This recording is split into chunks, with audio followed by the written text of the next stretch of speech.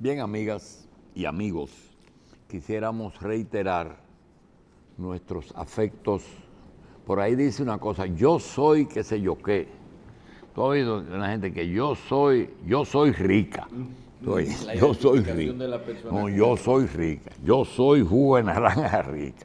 Y no hay nada que hablar. No, pero usted me dijo los otros días que hubo una persona que los prefiere porque patrocinan el programa. Sí, no, yo lo prefiero porque los que anunciantes nuestros ya llegaron a ser parte de nosotros. A veces nos da problema porque los propietarios tienen otra línea política, pero ellos no lo respetan porque hay un principio, y esas son de las cosas que se dicen aquí. Cosas que ocurren que no se dicen. Por ejemplo, usted sabía que habían empresas que te dicen a ti, mira, en vez de mi cuña, ponle un anuncio a tal político. ¿Tú sabías eso? Eso es tan frecuente, doctor. No es frecuente, pero se da. Mira, las cuñas que tú pones, nuestras, coge la mitad y pónsela a fulano, que es amigo de nosotros. Y a veces hay personas que creen, que tú invitas a alguien para que diga lo que tú no te atreves. Hoy tenemos nosotros un invitado que un funcionario siempre piensa que nosotros pensamos como el invitado y que lo traemos para hacerle daño, porque él es medio paranoico, ¿tú entiendes? Oye, ay, Dios mío. Y tengo problemas con él. Y además es demasiado exitoso. Entonces, todas esas cosas, eso es como el tema de la familiaridad que estaba hablando Félix de los presidentes. Señores, cuando llega eso tiene bueno, este es un gobierno de que todo el mundo declaró de 10 millones para arriba. Pero cuando son pobres los que llegan, es difícil. Mira la llegada del PLD al poder, los problemas que ha tenido. Danilo y sus hermanos, Leonel y sus amigos, porque Leonel la suerte que tenía menos familia, pero tenía 2 hermanas de padre, y tenía también una muchachita que era amiga de Margarita Gómez, y le dio problemas, porque dan problemas, la gente relaciona, y además no entienden que el poder es otra cosa. Sí. Le da problemas además hay algo, ¿qué funcionario que vaya un tipo y diga, mí yo soy hermano del presidente, le va a negar nada, o le vaya a preguntar al presidente? Es complicado saber manejar eso, lo que es el poder y la familia. Bueno, nosotros como tenemos a veces al Observatorio de Políticas Públicas de la universidad, que por cierto era del grupo, no de partidos, pero de instituciones, que vieron con buenos ojos, eso no llegaron muy lejos, solamente vieron con buenos ojos un cambio. Y ese cambio, todo el mundo sabe lo que es, que se vayan ya. Pues se fueron ya, pero resulta que el observatorio sigue siendo observatorio y no es parte del gobierno. Yo tengo hoy a Apolinar, o no está Fernando ni Maritza, sino Apolinar Veloz. Y yo, antes de desarrollar el tema, quisiera preguntarle algunas cosas, la lectura que él le da a algunas cosas. Por ejemplo, Apolinar, ¿cuál es la razón por la que mucha gente, mucha, nos llaman y nos dicen que a pesar de que el gobierno le inyectó una suma a la banca para ayudar un poco a los tarjetavientes o a la gente de las pymes, y que los mismos bancos anunciaron medidas de flexibilidad con los créditos. ¿Por qué hay personas que se quejan de que eso es retórica y que la verdad es que le han aplicado las normas prudenciales? No, es que viene la superintendencia y dice, déjame ver este préstamo, está atrasado, y ¿qué es lo que pasa? Ejecútalo. Eso dicen los bancos.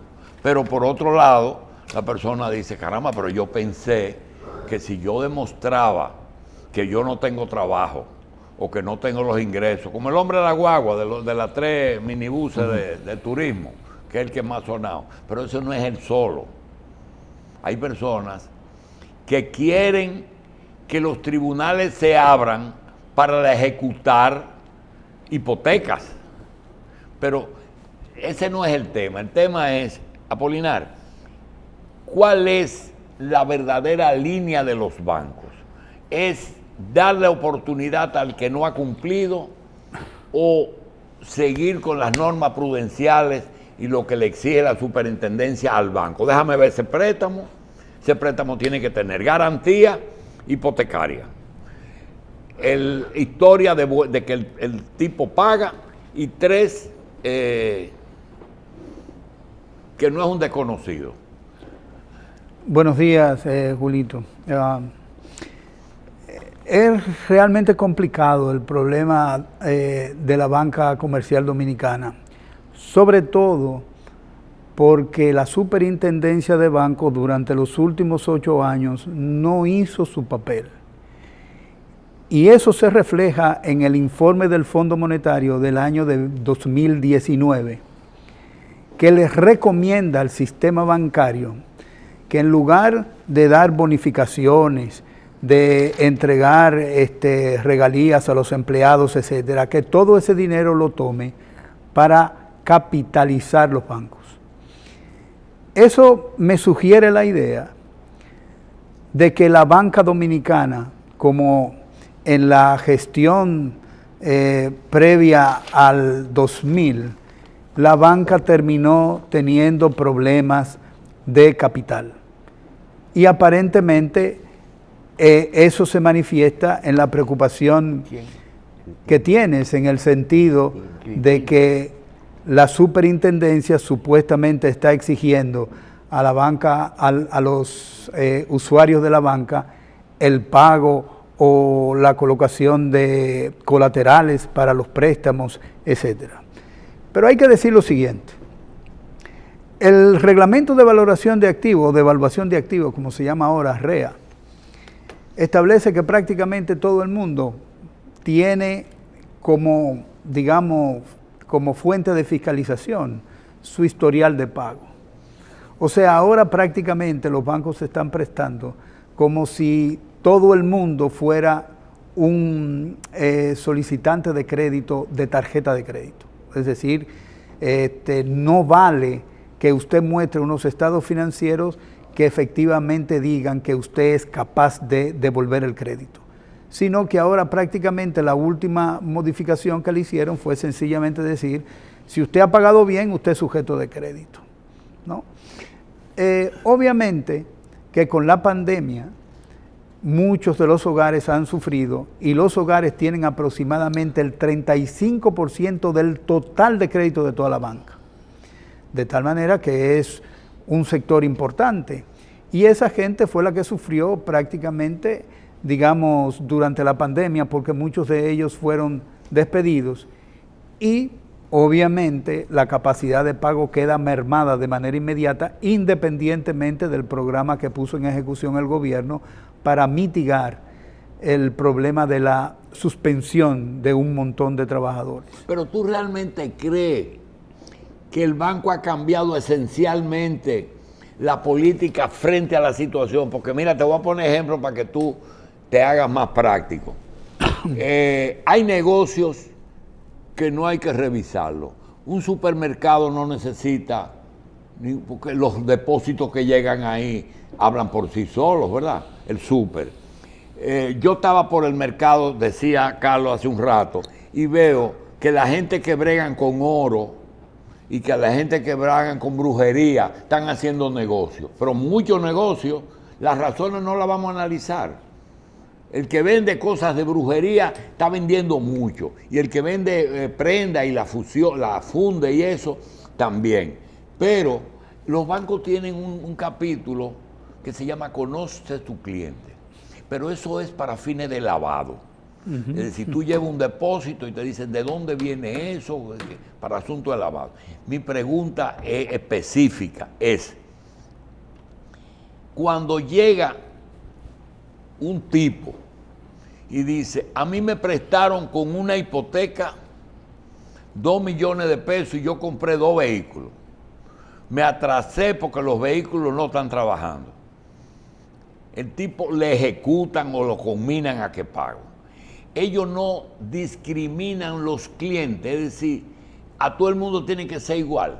Sí, es una reglamentación pareja para todos los clientes. Entonces no hay que el supermercado es una cosa y el pobre hombre de la guaguita de... No hay discriminación. No hay discriminación. No hay discriminación. Y sobre todo, porque como había dicho anteriormente, Cristino. La superintendencia de banco no hizo su papel. O sea, la superintendencia de banco no fiscalizó a ningún banco. A ningún banco. O sea, durante los 8 años del gobierno pasado, quien estaba ahí era una persona que no tenía primero el liderazgo para dirigir... ¿Y quién es que supervisa? ¿Banco Central o superintendencia? No, supervisa superintendencia. ¿Y el encaje quién es que lo supervisa? No, y regula el Banco Central. O sea... Espérate. Sí. Por ejemplo, el que se ajuste a que solamente presten un porcentaje de los depósitos. La superintendencia que supervisa esa. ¿Quién es eso? La superintendencia de bancos. Pero ven acá, y es que los bancos de aquí nunca se han desajustado, todos están ajustaditos. No, ellos tienen una forma de calcular el encaje legal que beneficia a la banca en el sentido de que ellos tienen un sistema de préstamos interbancarios y si el banco tuyo está desencajado, le pide un préstamo a fulanito y yo me encajo, hago la presentación del encaje legal. Lo encaja el otro banco. Cumplo el otro banco. Sí, cumplo contigo, cumplo con el con la superintendencia de bancos y al otro día pago y estoy desencajado nuevamente. Me recuerdo, oye, te cuento que te voy a hacer. Cuando Alejandro Ullón fundó el Popular, se llevó los 4 o 5, me acuerdo que don Pedro Rodríguez, Nicolás, Paulino, recuerdo hasta los nombres, se lo llevaron para el Popular, porque eso tenían 2 cosas, conocimiento de banca y cliente, y se lo llevaron. Y resulta que así como se llevaron esos 3, que no eran los que hacían lo que te voy a decir, sino otros, tenían alguna costumbre, y era, por ejemplo, que antes de que se regularan que los consejos directivos no podían prestar a sí mismos o a sus relacionados, ellos lo que hacían era que mandaban para reserva y el reserva le mandaba a ellos y se prestaban a los familiares y que no tenían nada que ver con los consejos directivos del Popular ni de reserva, porque se intercambiaban. Y eso después vino y se reguló, que creo que los dueños no pueden prestarse más de tanto. Pero hay algo que yo quiero que tú digas. Los bancos prestan el dinero del capital del banco suscrito y pagado, o ellos lo que negocian es con los cuartos que la gente deposita. No, fundamentalmente con el dinero, con los depósitos del público. ¿Y qué por ciento es que ellos están obligados a reservar? Bueno, ahora es el 10%, antes era el 20%. ¿Solamente? Ahora deben dejar 10%. Es decir, que si yo deposito 1 millón de pesos, 900,000 pesos ellos lo pueden prestar. Exactamente. Y conservar el 10. Y conservar el 10. O lo pueden conservar ellos o el Banco Central o entre los dos. Pero si hay una corrida ahora es un lío. Porque con un 10 no van a respaldar el resto. No, lo que habría que ver, y eso se publicaba, pero no sé si lo han seguido haciendo. Tú sabes que la ley monetaria y financiera de la 182-02 establecía que se iba a crear un capital para casos de emergencia, como ocurrió en el año del 2003. Creo que eso tenía aproximadamente 1.000 millones de pesos hasta hace unos 5 o 6 años. Habría que ver cuánto está eso ahora, porque efectivamente una corrida no lo cubre eso. Tendría que nuevamente volver el gobierno y meter su mano y hacerse cargo del déficit que pueda crear el Banco Central para resolver ese problema. El asunto es que hay indicaciones, y la indicación la da el Fondo Monetario Internacional, cuando sugiere a los bancos dominicanos que no den regalía, que no den premios, que no den lo que normalmente hace una empresa de entregar bonificaciones y ese tipo a sus empleados, sino que tomen eso y lo utilicen para capitalización. Eso es preocupante. Obviamente el Banco Central ni las autoridades respondieron a esa propuesta que hizo el Fondo Monetario Internacional, que está en el artículo 4 del año del 2019. Ahora, evidentemente que no se da ningún tipo de información sobre cuál es la situación de la banca. Los números de la superintendencia de bancos hasta hace poco estaban atrasados, la publicación en línea era mala, no tenía toda la información que se requería para hacer un buen análisis del sistema financiero. Entonces, ese sector hay que prestarle atención, sobre todo ahora que es posible que haya mucha gente que no pueda pagar, a devolver los créditos a los bancos. Bien, tenemos mucho que hablar con Apolinar y quisiéramos que el doctor Cristino del Castillo pues participe con su pregunta a Apolinar Veloz, que es economista y miembro de el Observatorio de Políticas Públicas de la UAS. Adelante, Cristino. Licenciado, me gustaría saber cómo usted ve el manejo de la crisis por parte del gobierno. ¿Vamos por buen camino? Bueno, Cristino, esa es una pregunta difícil. Todavía no tenemos informaciones del Banco Central de la República Dominicana, que es quien produce prácticamente toda la información en este país. Evidentemente que ha habido algunos adelantos que sugieren que la economía dominicana efectivamente está en recesión, que el desempleo ha subido notablemente, que tenemos un déficit fiscal extraordinariamente alto y probablemente la deuda de la República Dominicana, la conocida, sea todavía mucho mayor. El gobierno tendrá que hacer algunos esfuerzos de compilar toda la deuda del sector público, no del sector público no financiero como se acostumbra, sino toda la deuda del sector público donde entren toda la deuda de todo el sector descentralizado y especialmente las empresas públicas. Eso significa que la deuda que tiene el gobierno hoy y que tendrá que de alguna manera pagar en lo sucesivo va a tener efectos fiscales importantes, porque en lugar de utilizar el dinero del gobierno para reactivar la economía, efectivamente va a tener que utilizar ese dinero para pagar a los acreedores. Y efectivamente, cuando se le paga a los acreedores no gastan ese dinero en la República Dominicana, si son extranjeros, y si son,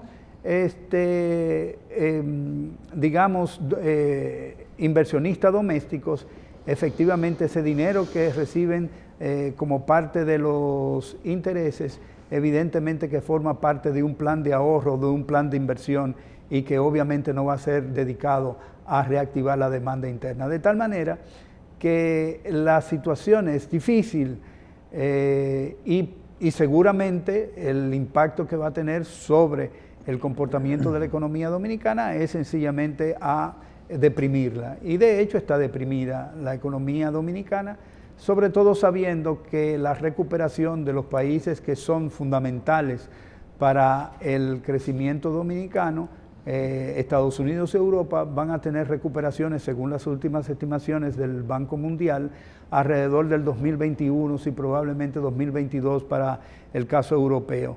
de tal manera que la reactivación del turismo será, digamos, problemática por los años que vienen, y la inversión extranjera ha reducido. No sé cómo las remesas siguen aumentando, a pesar de que el desempleo entre los hispanos en Estados Unidos es mucho mayor que otra etnia. Parece que los dominicanos tenían algún colchoncito, ahorros que han seguido manteniendo el consumo de sus familiares aquí en la República Dominicana. Y efectivamente no hay hasta ahora ninguna otra posibilidad de recuperación a no ser la anunciada inversión del gobierno con asociaciones público-privadas, que escuché al director de Alianza Público-Privada diciendo que el gobierno no tiene dinero, y como no tiene dinero, entonces que el sector privado lo ponga, como si el dinero que pusieran las APPs no se van a pagar y no van a tener ningún tipo de efecto sobre el dinero público, o sea, el dinero del gobierno. Yo creo que hay una interpretación que no es correcta. Pienso que si bien es cierto, se pueden hacer inversiones, las APPs no traen dinero. Las APP lo que hacen es que toman prestado, y lo toman prestado teniendo como consideración o como respaldo el flujo de ingresos que va a tener la actividad que desarrollen. Y posteriormente entonces se verá si el público paga una parte de esos recursos o si por el contrario lo paga el gobierno.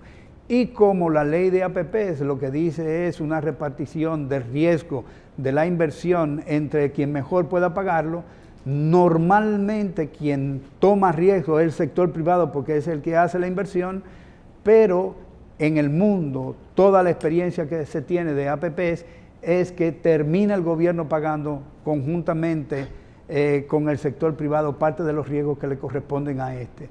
De tal suerte que yo pienso que habrá un fortalecimiento de las inversiones privadas, les irá muy bien a los socios del gobierno, y de nueva cuenta el gobierno aquí tiene que poner en la balanza si sustituye su sistema de inversión público por el sistema de inversión privado, sabiendo que el sistema de inversión privado es sencillamente un intermediario que encarece cualquier cosa que toque una inversión privada, porque la inversión privada es una inversión para generar lucro. Sí. Y creo que esos son, digamos, los elementos generales que ahora caracterizan, digamos, la economía dominicana. Podría pensarse en que el Banco Central continúe la reducción de la tasa de interés. Todavía las tasas de interés de los certificados es demasiado alta. La tasa de interés de política monetaria del Banco Central todavía sigue siendo demasiado alta, de tal manera que habría que comenzar a reducir el costo de hacer inversión en la República Dominicana, y no solo pensar en tener una tasa de interés alta para que entren capitales que puedan, digamos, aligerar o disminuir la variabilidad del tipo de cambio en la República Dominicana. Se puede, pero en cuanto a los elementos que determinan la inflación y el rendimiento del dinero de los ciudadanos, entonces, ¿cuáles son los aspectos que podrían influir en un encarecimiento de la vida en unas circunstancias como estas? Entonces, porque alimentos, gracias a Dios, se han seguido produciendo, pero hay otros bienes, hay algunos otros factores que podríamos tomar en cuenta para que encima de la pandemia también venga una inflación. Mira, generalmente se decía que había un impacto del tipo de cambio sobre la inflación. Sí. Y nosotros hemos visto que con una tasa de cambio de 57, la inflación que registra el Banco Central es alrededor de entre 3 y 4. O sea que aparentemente ese no es fundamentalmente el elemento que determina la inflación en la República Dominicana. Parece que hay otros. Y generalmente se saca de la ecuación, cuando se habla de inflación, el beneficio. Generalmente se dice que lo que genera inflación es el salario. O sea, si hay un aumento de salario, pues efectivamente hay un aumento de la inflación. Pero sin embargo no se habla de que si la ganancia, que es parte del precio también, no se mueve o se ajusta hacia arriba, eso genera inflación también. ¿Qué es lo que ocurre con la ganancia? Sencillamente que aquí la República Dominicana funciona de manera monopólica y los beneficios son beneficios extraordinarios, demasiado altos. Y nosotros tenemos, durante los últimos 12 años hemos tenido el salario congelado. Mientras la productividad ha crecido enormemente, los salarios han estado congelados. Entonces, no se puede decir ahora en estos momentos que la inflación es un problema de salarios, sino que es un problema de beneficios. Es decir, yo tengo beneficios que son extraordinariamente altos por la estructura monopólica de la economía dominicana, no hay competitividad, lo que hay son estructuras de negocios entre el gobierno y el sector privado que le han creado leyes y nichos para que hagan beneficios y sencillamente esa es lo que impide la competencia en la República Dominicana y un mercado que efectivamente está dominado por grandes firmas. Bien. Entonces así no puede haber... Apolinar, mira, lo que te voy a plantear no es una agenda para tratarlo en media hora. Quizás sea una propuesta que yo te haga para, no una sección tampoco, sino se puede hablar para una serie de programas, pero buscar a ver una posición diferente a la tuya sobre estos temas. Primero, ¿cuál es el papel que debería de jugar en una economía un ministro de economía de un otro país? En otro país, por ejemplo, una vez un argentino que se hizo famoso y el de la Reserva Federal en Estados Unidos, porque manejaba todo, la moneda y manejaba también el fisco. Aquí están separados, es decir, una cosa es lo fiscal y otra cosa es lo monetario y lo bancario. Eso lo maneja el Banco Central. ¿Qué papel si deben ser juntos o deben ser separados? Lo otro es, ¿qué papel debe de jugar un banco estatal comercial como el Banco de Reserva en una economía como la nuestra? Si todo lo que sea Estado lo debe manejar el Banco de Reservas.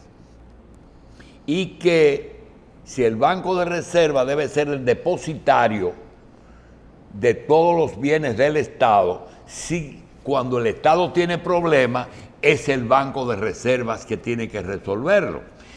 Segundo, ¿qué es lo que es asociación público-privada? Es una retórica de la época de capitalización de la empresa pública o realmente es una privatización con otro lenguaje. Otra cosa, ¿qué es una inversión extranjera? Que es una de las soluciones que tenemos para resolver algunos temas, pero ¿qué concesiones le hace el país al que invierte para garantizar el retorno de sus beneficios? Otra cosa, ¿qué es lo que es repatriación? ¿Por qué nunca un organismo internacional dice, caramba, los dominicanos tienen demasiado dinero fuera, pero como lo tienen depositado en naciones que ellos representan y que cotizan más a ellos? Nunca hablan de eso. Otra cosa es, si el Banco Central debería tener alguna incidencia en los impuestos, si la austeridad debe de existir en la estructura de un presupuesto, es decir, ahora que se va a hacer el nuevo presupuesto del año que viene, si debe ser austero o no. Otro tema, intereses y tasa de cambio, si compiten. si puede ser un interés alto y una tasa de cambio alto, o si eso hay que manejarlo juntos. Si los 3.800 millones que vendimos ahora, ¿por qué tan fácil conseguir 3.800 millones? Si para 100 millones del BID hay que buscar muchísimos papeles. Todas esas cosas me gustaría que lo tratemos, pero hoy te vamos nada más a preguntar. Los 3.800 millones es como cuando a ti te llaman de un banco y te dicen, vamos a ajustarte tu cosa. ¿Es así? No. Ahí se colocaron, es una deuda soberana, o sea, el gobierno dominicano... ¿Pero por qué tan rápido te lo aprueban? Claro, porque pagamos caro. O sea... Espérate. No me digas que los riesgos se pagan con intereses altos. Porque si tú no me vas a pagar, yo no te presto a ti bajo ninguna forma. No, a ti te van a cobrar de todas formas. Y te van a cobrar siempre. Obviamente que no te van a mandar una cañonera ahora, pero te van a mandar el fondo y te van a mandar el Banco Mundial y te van a mandar al BID. ¿Está bien? ¿Cuáles son los organismos internacionales? O el Banco Interamericano de Desarrollo, el Banco Mundial. El BID. El Banco Mundial. El Banco Mundial y el Fondo Monetario. ¿Y esos son todas las Naciones Unidas? Esos son parte de las Naciones Unidas. Sí. Ahora bien, ¿qué ocurre? El riesgo de un país se mide por la diferencia que hay entre la tasa de interés del bono sin riesgo a 10 años emitido por el gobierno de los Estados Unidos y la tasa de interés a la que usted emite. El bono a 10 años paga 0.62% al año y nosotros vamos a pagar 4.60%. De tal manera que hay 400, como dicen los financistas, 400 puntos básicos de diferencia. Y eso es lo que refleja el riesgo. Pero claro, estamos pagando mucho más. Por eso es que se colocan los 3.800 millones de dólares. ¿Y cómo están esos bonos? ¿Al 4? A 4.6. Pero tan bajito, no hemos pagado bonos hasta el 9 una vez. Sí, pagamos, bueno, al principio cuando no había experiencia en digamos, colocando bonos, pues pagamos caro. Ahora bien, ¿qué ocurre? Uno puede decir, bueno, la colocación ha sido buena, usted tiene 3.800 millones de dólares y efectivamente la República Dominicana tiene 10 años para pagar esa cantidad de dinero. ¿Qué vamos a hacer con esos 3.800 millones de dólares? ¿Qué va a hacer el país? ¿Cómo se va a utilizar? Pagar intereses. ¿Cuánto interés paga? El gobierno de Danilo eso fue lo que hizo. Es decir, sencillamente se endeudaba para pagar, para parte de ese dinero, pagarlo en intereses y reenganchar. Ahora, ¿qué vamos a hacer con ese dinero? Porque si yo lo voy a meter en el presupuesto, a hacer gasto corriente, eso sencillamente no tiene ningún sentido. Yo hubiese preferido que el Banco Central financiara al gobierno y sencillamente con eso se cubriera el gasto corriente del gobierno. Era mucho más barato que el Banco Central le prestara que sencillamente tomar 3.800 millones de dólares para gastarlo en gasto corriente. Lo van a gastar... Espérate. ¿Y por qué no imprimimos papeleta y cubrimos eso? No, porque evidentemente que la ley monetaria y financiera dice que en casos extraordinarios, si este es uno de ellos, el Banco Central le puede prestar al gobierno. Y de hecho le prestó 12.000 millones de pesos, pero 12.000 millones de pesos es una virutica frente a la cantidad de recursos que se necesitan. Entonces, ¿cuál es el dilema? El dilema es que el gobierno no tiene recursos para meterlos en la inversión pública. Por esa razón vienen las asociaciones. ¿Qué es eso que dijiste? No tiene recursos. No, porque tenemos alrededor de 80% de gasto corriente y el gasto de capital es 20%, pero sencillamente la inversión que se necesita aquí es muchísimo más del 20% que puede eventualmente dar el gobierno. Si esa es la estadística, porque acordémonos que la estadística no refleja la realidad financiera del gobierno. Entonces, por esa razón, toda la inversión pública se pone en manos del sector privado.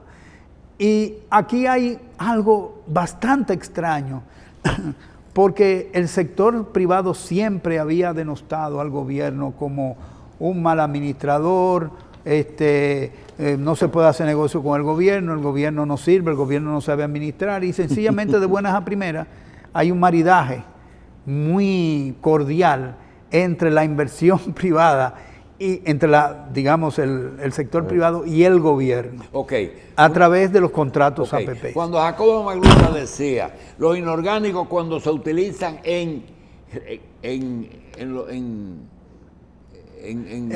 gasto corriente es una pérdida, pero cuando se invierten bien es un beneficio. ¿Es así? Mira, lo que hay que decir es lo siguiente: si la economía está creciendo mucho y está cerca de crecer al máximo posible, los inorgánicos hacen daño porque se manifiesta en un aumento de la demanda, y esa demanda presiona al sector productivo, que ya no puede producir más y genera inflación. Bien. Entonces eso es claro. Bien. Ahora, en este caso la economía está en el suelo. Sí. La inversión que tú puedes hacer a partir de los préstamos es cara. Bien. Entonces es lógico pensar que puede utilizar al Banco Central para financiar al gobierno. Bien. Lo que se dice es, convertir la deuda del gobierno en, crédito al Banco Central. Si el gobierno se pone de acuerdo y dice, ¿cuál es el presupuesto? 1.000 millones del año que viene. De eso va a haber 500.000 que van a quedar cortos. Será billones. Política ficción. Sí. Política ficción. Hay un amigo tuyo que está llamando por teléfono, que me está diciendo, y yo quiero saber si es en economía o es en deporte, que tú eres cinturón negro. ¿Es en economía para darle a Héctor Valdés duro? ¿En qué es lo que usted es cinturón negro? Taekwondo. Ah, pero es verdad, Sí, entonces. es verdad. Ay, yo que quiero otra cosa. Sí. Una pregunta. Si cogen los 1.000 millones, dice, bueno, 500 van a entrar por impuestos, lo otro se va a quedar en rojo. No vamos a coger prestado. Vamos a coger una maquinita y vamos a imprimir 500.000 millones en inorgánicos. ¿Qué efecto tendría eso en los organismos internacionales y en la economía local? ¿Hay inflación? ¿Qué es lo que pasa? No habría inflación, porque efectivamente todo esto dinero que ha puesto el Banco Central ahora ha generado inflación. No ha generado inflación. ¿Y eso es inorgánico? No ha generado inflación. Entonces, sencillamente es utilizar la herramienta de política monetaria en el momento en que justamente es adecuado usarlo. Y este es justamente el momento en que se puede usar. Y si tú coges todos los bancos comerciales y calculas su desencaje y los encajas, Eso es otra cosa. Eso da una muy mala señal. Yo creo que los bancos comerciales no deben pasarse de la raya y utilizar lo que le permite la ley, porque la ley lo que trata de hacer es mantener cierta salud financiera en los bancos comerciales, que como tú sabes, los bancos comerciales hacen sencillamente sobrepréstamos y hacen cualquier cosa y no cumplen con los reglamentos. Entonces, y además proponen una serie de medidas al Banco Central, que el Banco Central las ha acogido, que lo único que hacen es preservar la deficiencia que tienen. Por ejemplo, si tú haces un préstamo hipotecario y tú pones como colateral la casa o el edificio, entonces antes te decía la reglamentación que tú tenías que desprenderte de ese activo, que no lo podías mantener en tus libros por un año. No, ahora tú tienes 2 años, pero además de eso, no te lo cuentan para el problema de la capitalización o el problema de tener los recursos necesarios para tener activos y pasivos que sean iguales. Entonces, así no. Bien. Doctor del Castillo. El gobierno que debe ir trabajando ya en la formulación del presupuesto del año que viene. Tendremos que colocar bonos nuevamente el próximo año, y cuándo sería el momento en el que forzosamente el gobierno tendría que plantearse la necesidad de una reforma fiscal. Ya. Mira, según las estimaciones que se han colado a la prensa, supuestamente se tendría de recursos internos alrededor de unos 700 mil millones de pesos y harían falta el financiamiento de unos 300 mil. Eso es solamente considerando al gobierno central. Si se plantea desde el punto de vista del sector público, entonces que las cifras no las tenemos porque sencillamente la administración pasada, y no sé si esta lo hará, sencillamente operan con una definición del sector público no financiero que no toma en consideración las demás empresas del gobierno, los ayuntamientos, etcétera, etcétera. Entonces, es una visión, digamos, parcial del problema financiero del gobierno. Entonces, habría que ver, si se va a financiar esos 300 mil millones con deuda interna, con deuda externa, eso, digamos, dependería de la decisión que tome el gobierno. Yo no creo que esa sea una decisión que haría el Ministerio de Hacienda ni la Dirección General de Presupuesto. Habría que ver eso. Y habría que ver también si parte de las deficiencias financieras que tienen las empresas públicas, cuánto lo va a cubrir el gobierno o cuánto se va a colocar de deuda para mitigar ese tipo de deuda que tienen las empresas financieras, fundamentalmente las eléctricas, que tienen deudas importantes, los ayuntamientos que tienen también deuda, tal vez menor, pero tienen también deuda. Y habría que ver qué ocurre también con, digamos, no tenemos información del Banco de Reservas, pero habría también que ver si el Banco de Reservas necesita algún tipo de capital, porque con la cantidad de préstamos que se hicieron a través de reservas, colocaciones de bonos para financiar red vial, etcétera, etcétera, ¿cuál es la condición financiera de ese banco?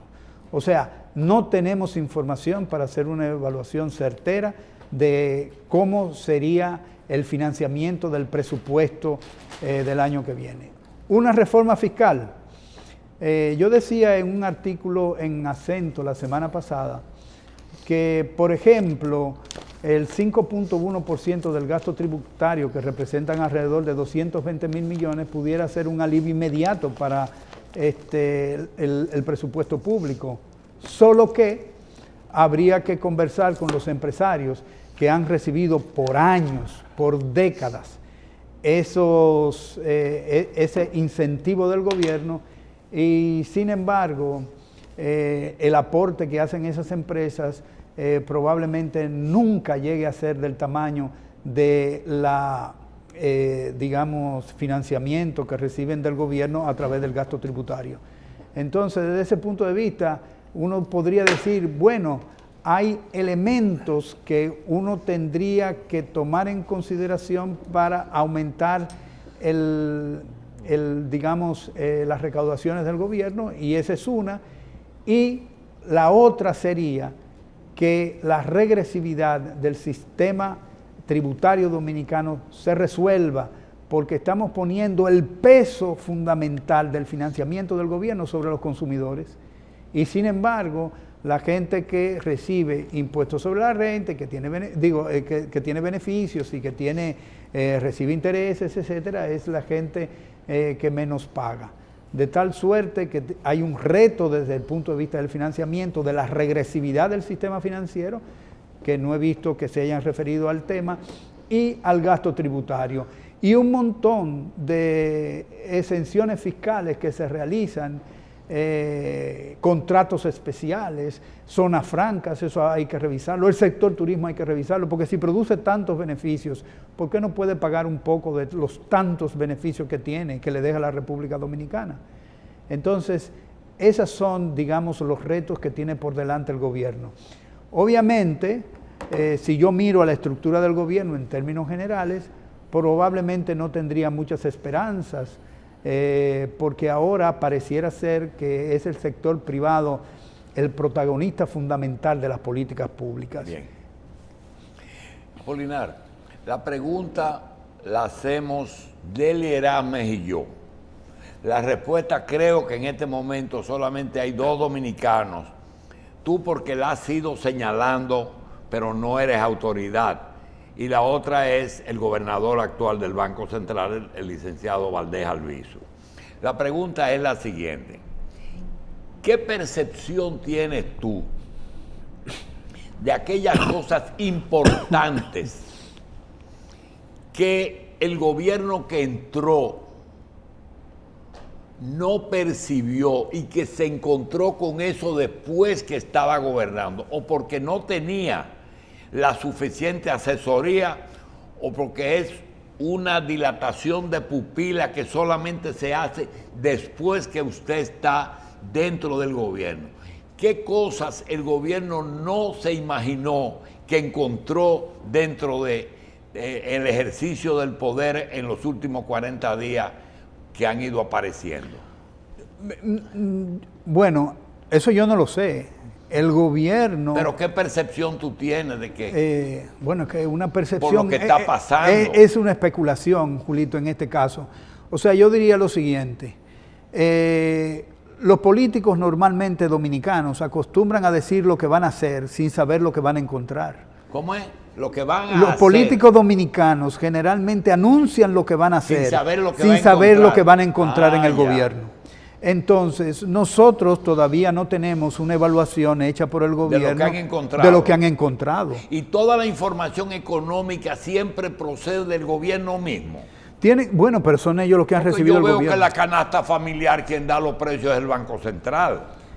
Y el producto y el empleo. ¿Cómo se llama la vaina esa? El quintil. Los quintiles. El quintil. Los quintiles. Sí. ¿Qué es un quintil?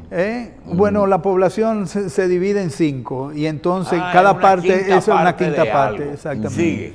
No solamente sabemos lo que decimos, no lo que vamos a encontrar. Exactamente. Entonces, y a ti ¿qué te da encontramos? la impresión de que Abinader ha encontrado muchas cosas.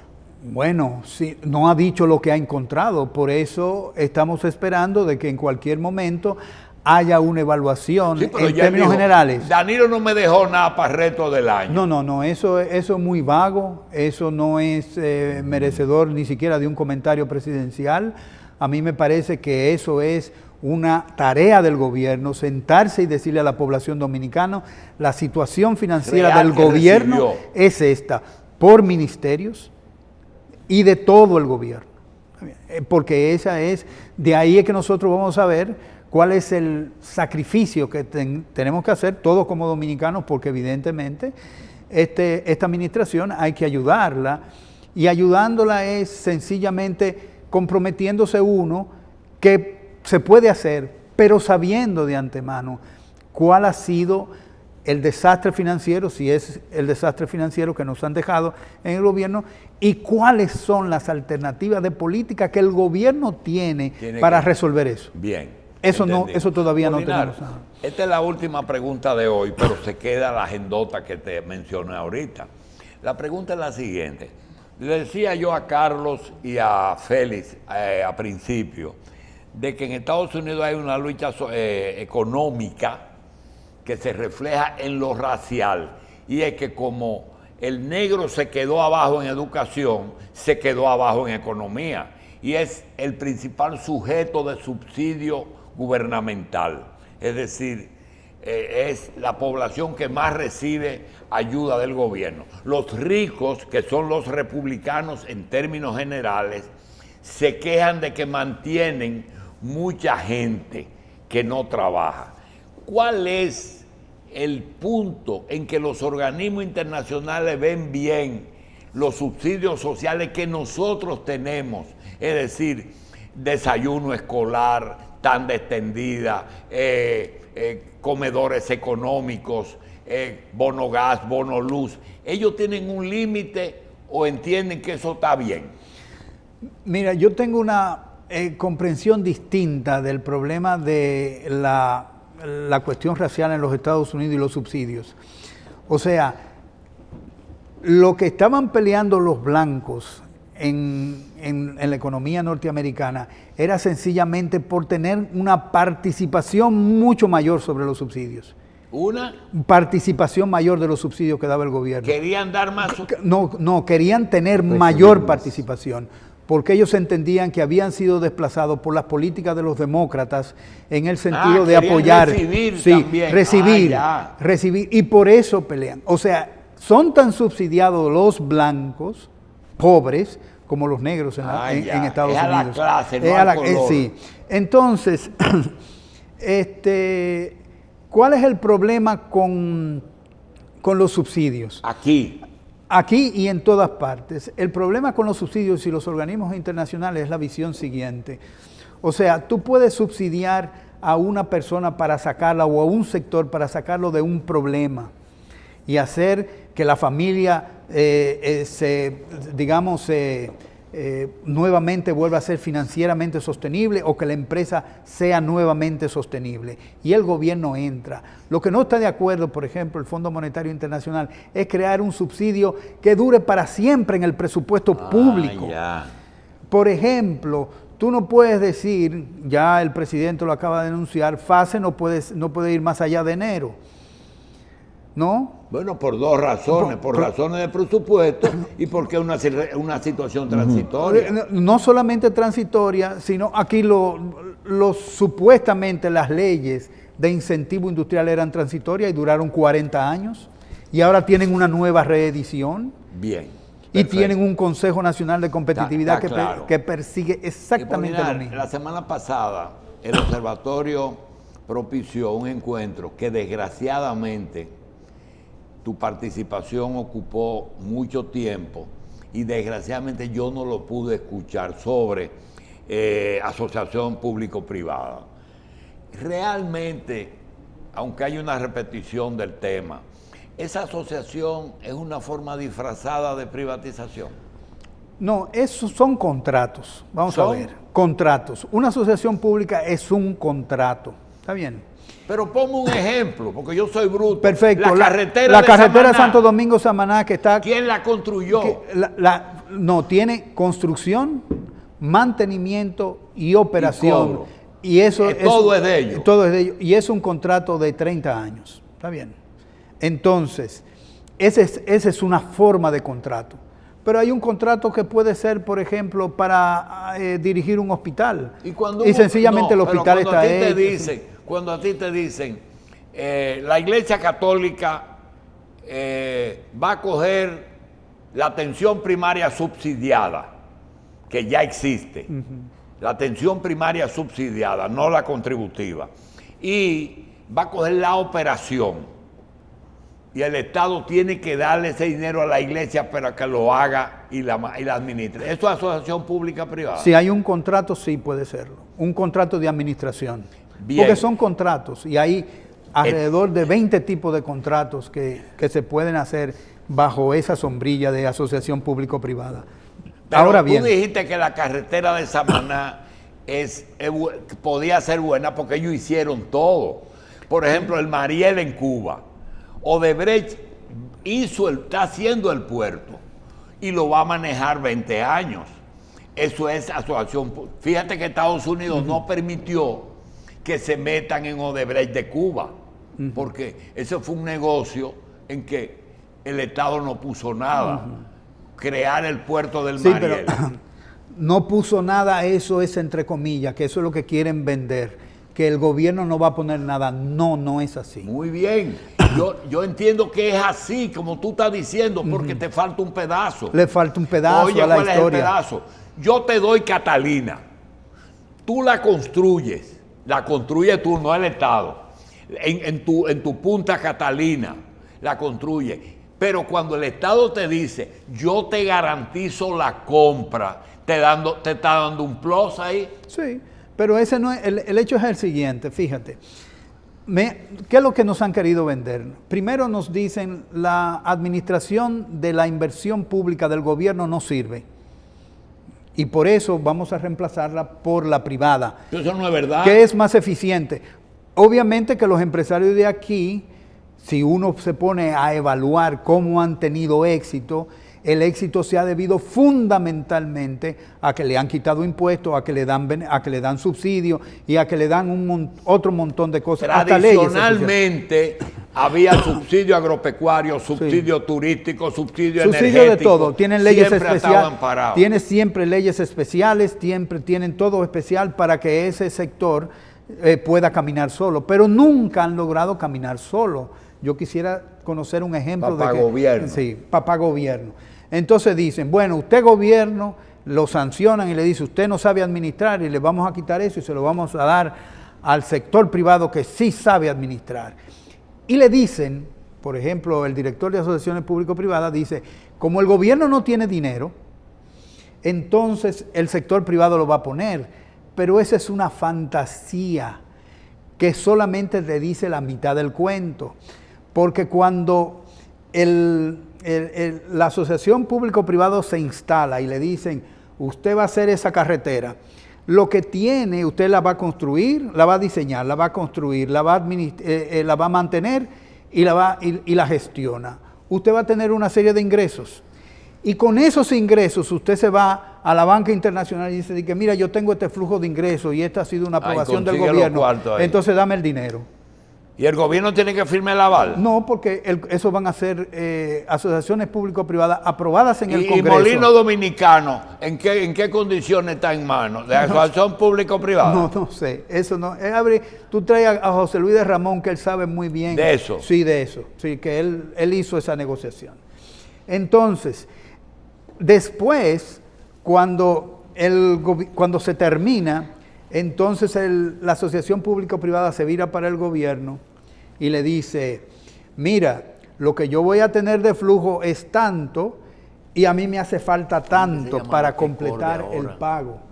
De tal manera que el gobierno termina también pagando parte del préstamo que inicialmente se comprometió la asociación público-privada.